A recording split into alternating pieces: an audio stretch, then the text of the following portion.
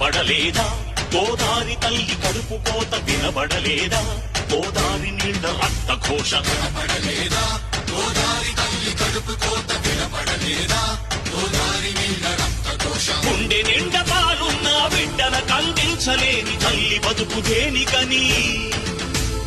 వీళ్ళు నింపె నీళ్లున్న సముద్రాన పడిపోయే శాపం తనకెందుకని బరువైతయ కరువైతను వెలియై ఇక బలియై ఉప్పు సాగరాలలోకి వెళ్ళలేక